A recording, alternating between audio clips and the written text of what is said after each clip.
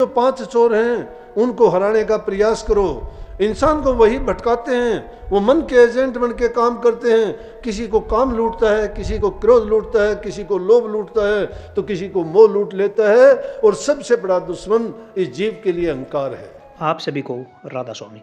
देखिए, जो आज का सत्संग का विषय है उसमें महाराज जी ने बताया कि गुरु का दर्जा परमात्मा से बड़ा होता है। गुरु हमारे हमेशा अंग संग रहते हैं और हमें जीवन में कठिनाइयों से निकालते हैं।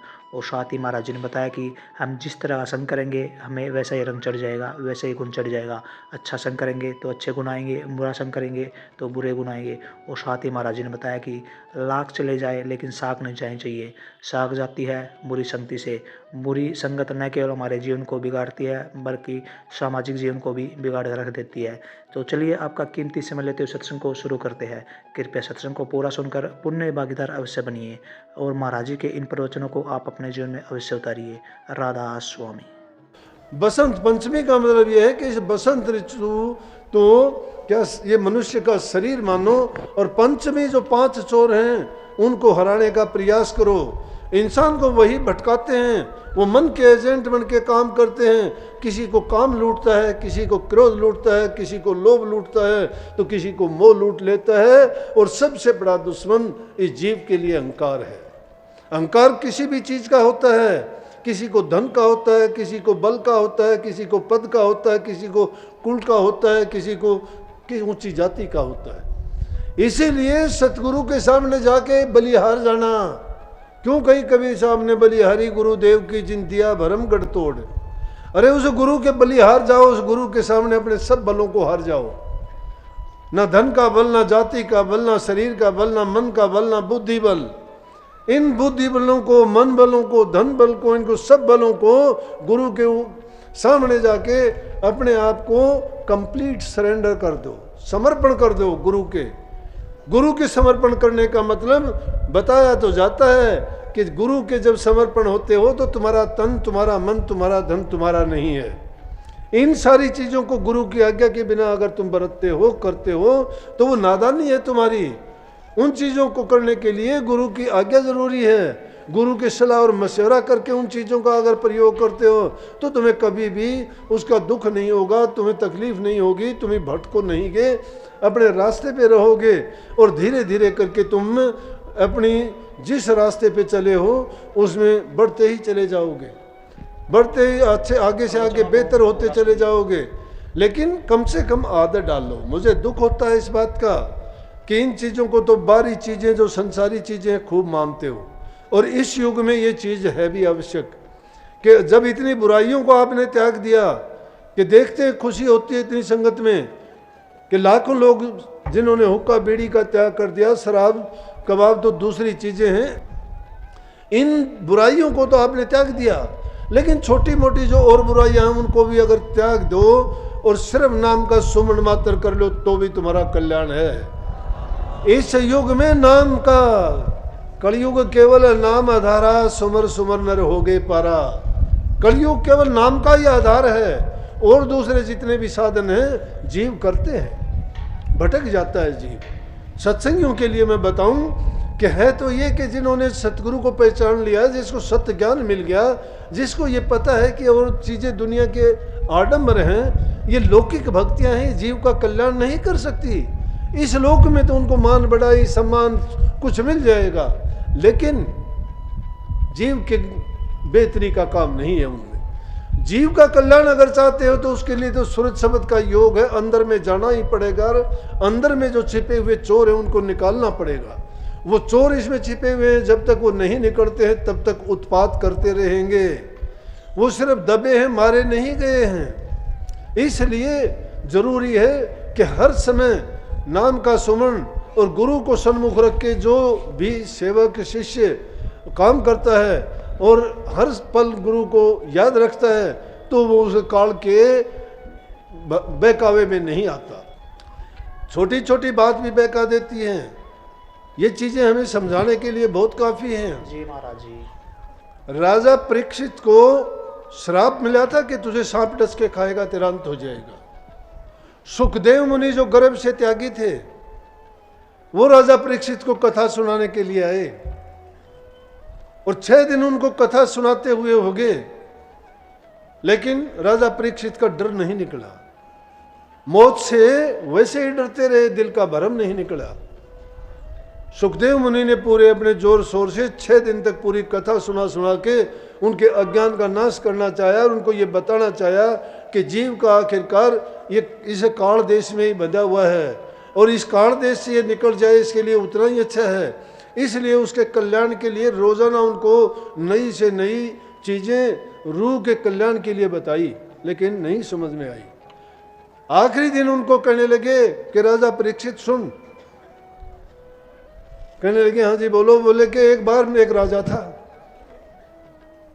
वो राजा शिकार के लिए गया। शिकार के लिए गया तो जंगल में जाके रास्ता भटक गया। राजा परीक्षित बड़े गौर से सुनता रहा। बोला हाँ जी। बोला कि जब रास्ता भटक गया तो उसको कहीं कुछ दिखाई नहीं दिया, एक झोंपड़ा दिखाई दिया, उस झोंपड़े में गया।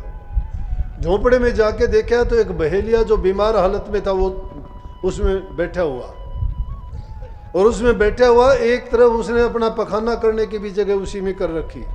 उसी में बैठा है, उसी में पखाना करता है और उसी में बैठे बैठे वो रहता है। और वहाँ जाके राजा उससे कहता है कि मुझे रात गुजारनी है यहाँ पे।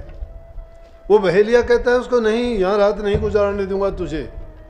मैं बहुत लोगों को इस तरह से पनाह देता आया हूँ, बहुत लोग मेरे पास आते रहे हैं इस तरह से और उनको मैंने पनाह दी, लेकिन रात बिताने के लिए मांगते हैं लेकिन सुबह को वो यहाँ से निकलना ही नहीं चाहते।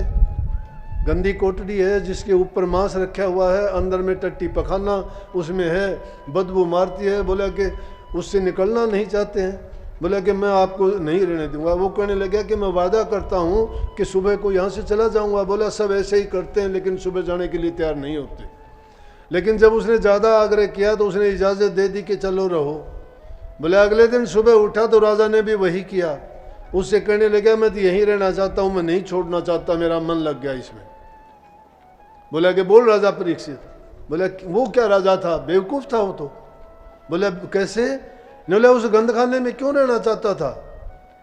टूटी फूटी झोंपड़ी है, उसमें गंदखाना एक तरफ है, ऊपर उसमें मांस है, और फिर उसमें क्यों रहना चाहता? और राजा बादशाह ऐश आराम की जगह रहने वाला, और वहाँ पे उसने क्यों ऐसा किया?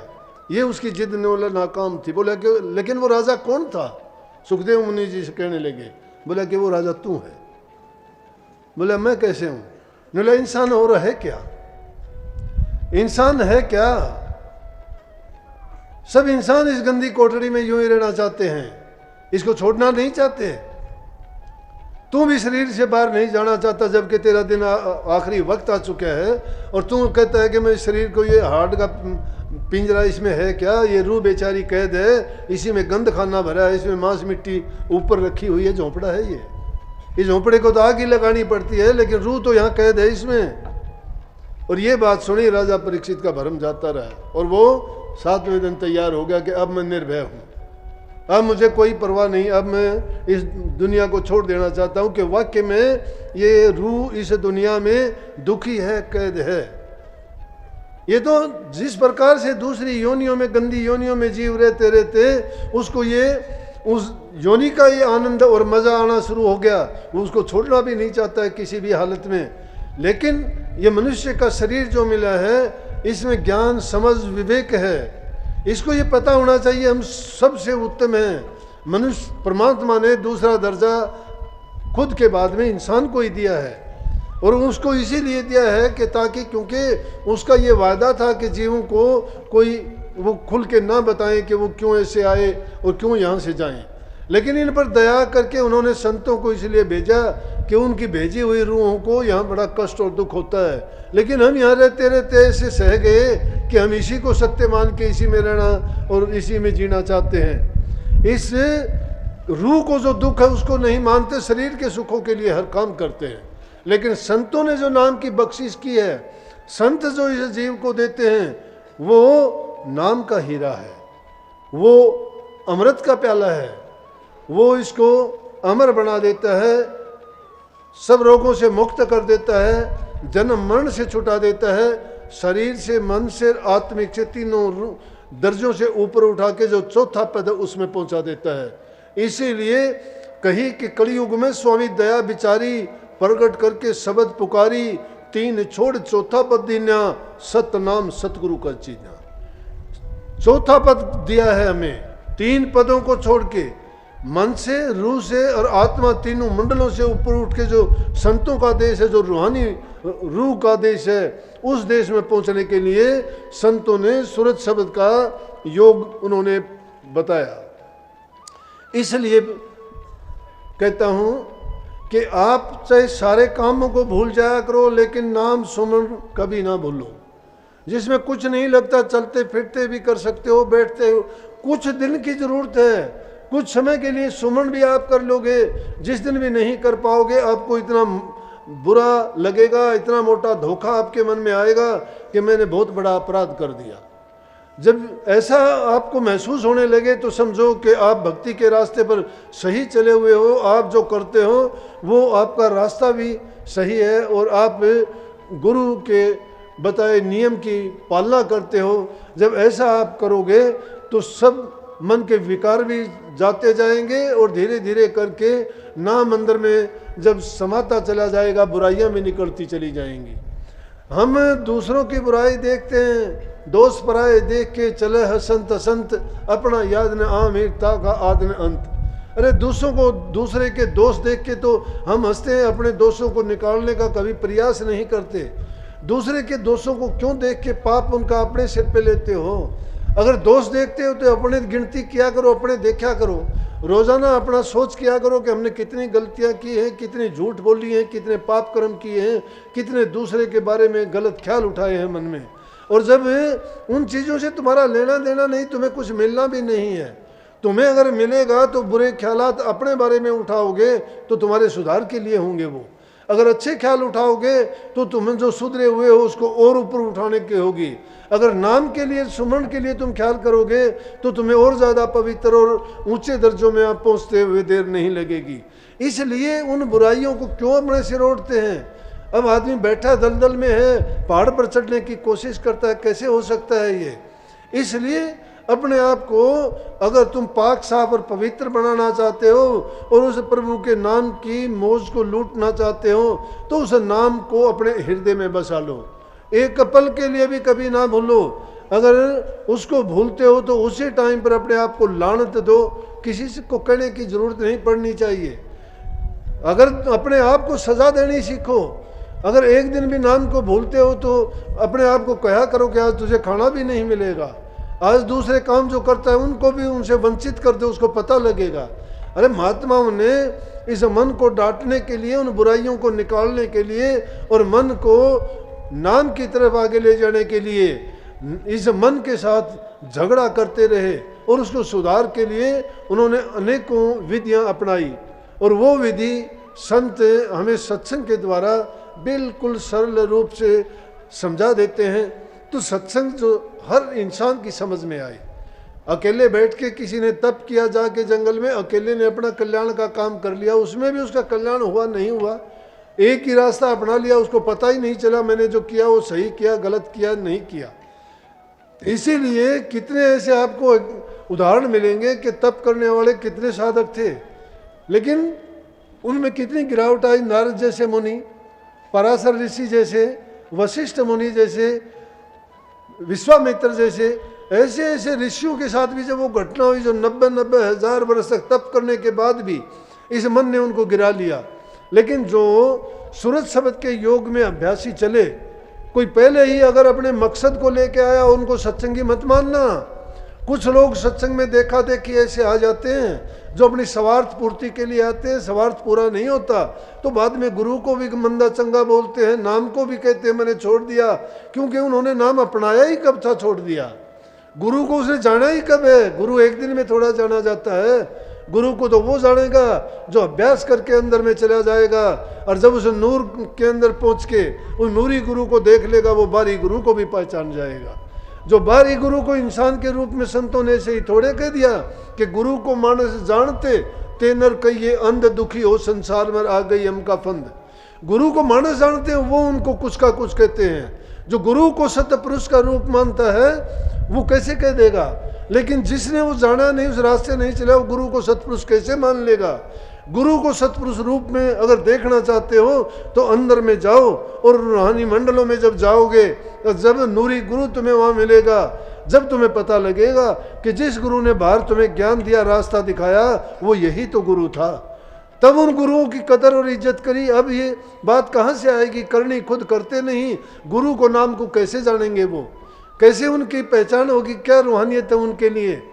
अरे घर में दो आदमियों के साथ प्यार से बैठ नहीं सकते? क्यों नहीं बैठ सकते? तुम्हारे पल्ले है नहीं कुछ भी। जिसने नाम ले लिया, ईर्ष्या गई उसकी, द्वेष गया उसका मन से। लेकिन ये ना सोचना कि वो द्वेष ईर्ष्या किस प्रकार की है। किसी चीज की परिभाषा पूर्ण रूप से जान ले तो ही उसके बारे में बोलना चाहिए। संत गुस्सा भी करते हैं, संत ईर्ष्या भी करते हैं, संत अहंकार भी करते हैं, लेकिन कैसे करते हैं? गुस्सा करते हैं, क्रोध करते हैं, किसके लिए? शिष्य की भलाई के लिए। उनके क्रोध में उनको कोई आमदनी नहीं होती आपसे, लेकिन तुम अगर उनके कहे काम को पूर्ण रूप से नहीं करते हो और वो आप पर गुस्सा करते हैं, या आप कोई गलत काम करते हो, गलत रास्ते पे चलते हो, तो अगर आपको सुधारने के लिए गुस्सा करते हो तो गुस्सा नहीं है, वो तो तुम्हारे लिए दवाई है। बीमारी को मिटाने के लिए दवाई पिलाई जाती है। इसी प्रकार से संतों का गुस्सा, ईर्ष्या और द्वेष आपको सुधारने के लिए, आपके कल्याण करने के लिए है। और जो उसको कहता है कि हाँ मुझे यूं कह दिया, तुम्हारे अभिमान को ठेस लगी है। अभी तुम्हारे मन में वो जिंदा है चीजें। तुमने गुरु को कहाँ माना? गुरु तुम्हारा हर प्रकार से कल्याण करेगा, चाहे वो बोल के करे, चाहे वो किसी प्रकार से थोड़ा सख्ती से पेश आए, या आपको प्यार करें, या किसी भी ढंग से आपका उद्धार और कल्याण करने के लिए उनको पता है कि वो आप किस तरह से आपको सुधारेंगे। उनका एक रास्ता नहीं है, सबके लिए एक जैसा नहीं है। आप सब एक जैसे योनियों से नहीं आए, एक जैसे आपके कर्म नहीं हैं, एक आपको सबको बराबर लालन पालन में वो संस्कार नहीं मिले हैं, सबको अलग मिले हैं। तो गुरु भी तुम्हारे जितने हैं उनके अनुसार ही आपको वो दवाई देके, उनको पता है तुम्हें कौन सी बीमारी है, किस जीव का कौन सी दवाई से और किस तरह से इलाज होना है, वो उनके अनुसार ही उनको उन चीज़ों को दे के उसका कल्याण और उनका सुधार का रास्ता करते हैं। इसलिए हमेशा ये ख्याल रखो कि जो भी तुम्हारे लिए कहा जाता है वो तुम्हारे लिए ऐसा वचन है जो तुम्हारे सुधार के लिए है, कल्याण के लिए है, भलाई के लिए है, लाभ के लिए है, गुण के लिए है, हर प्रकार से आपके लिए अच्छा ही अच्छा है। इसलिए भाई आज का ये शुभ दिन बहुत बड़ा है हमारे लिए, बड़े से बड़ा तीर्थ है। तो संकल्प लेके जाओ आप कि जो हम अभी तक उस रास्ते पे नहीं चले, सुमन नहीं करते, ध्यान नहीं करते, भजन नहीं करते हैं तो थोड़ा टाइम था, ज़्यादा टाइम बढ़ाओ। जो नहीं करते हैं वो करने के लिए आज से शुरू कर दो, और जो आगे बढ़े हुए हैं वो अपने आप को और ज़्यादा आगे ले जाने का प्रयास करो। सतगुरु मालिक आप पर कृपा करेंगे। जो इंसान खुद अपनी मदद करता है, सतगुरु हमेशा उसके अंग संग रह के उसकी मदद किया करते हैं। जो नहीं करते वो बैठे रहोगे, टाइम पर जहाज ने तो आना है, टिकट लेके बैठे रह जाएंगे, इधर उधर घूमते रहेंगे, वो खड़े देखते रह जाएंगे, जहाज तो लद के चला जाएगा। इसलिए टाइम पर होशियार रहो, इधर उधर की इस दुनियादारी की चीज़ों के भटकावे में बहकावे में ना आओ। ज़रूरत है उसके मुताबिक सारे काम करो, कोई मनाही नहीं। अच्छे रहो, कमा के खाओ, सेवा करो, प्रेम करो, इज्जत करो, परोपकार करो, माँ बाप की सेवा, बूढ़े बुजुर्ग की सेवा, जबान से मीठा बोलो, शरीर से सेवा करो, और मन और जबान से प्रभु के नाम का सुमन करो। आपका सतगुरु महाराज कल्याण करे। सबको बहुत बहुत आशीर्वाद। राधा स्वामी। सत्संग को पूरा सुनने के लिए का बहुत बहुत धन्यवाद। तो जैसा ही प्यारी साध संगत जी आपने सत्संग में सुना, महाराज जी ने बताया कि अच्छे काम का परिणाम हमेशा अच्छा होता है। सतगर्म आपके मन, वचन और कर्म को सुधारता है। इंसान सब कुछ इस प्रकृति से सीखता है। संतों के शरण में जाने से हमें ज्ञान का मूल रूप मिलता है। संतों के दर्शन बड़े ही भाग्य वाले को होते हैं और संतों की वाणी हमेशा हमारे जीवन का कल्याण करती है। जो इंसान संतों की शरण में जाता है उसका कल्याण हो जाता है, उसका जीवन बदल जाता है। तो कृपया महाराज जी की इन बातों को आप अपने जीवन में अवश्य उतारिए। और जैसा ही महाराज जी ने बताया कि हमारे जीवन के 5 दुश्मन, उनको हमें त्याग देना चाहिए जिससे हमारा जीवन सार्थक बन सके। मिलते हैं जल्दी एक नए और बहुत ही प्यारे प्रवचनों के साथ। तब तक के लिए राधा स्वामी।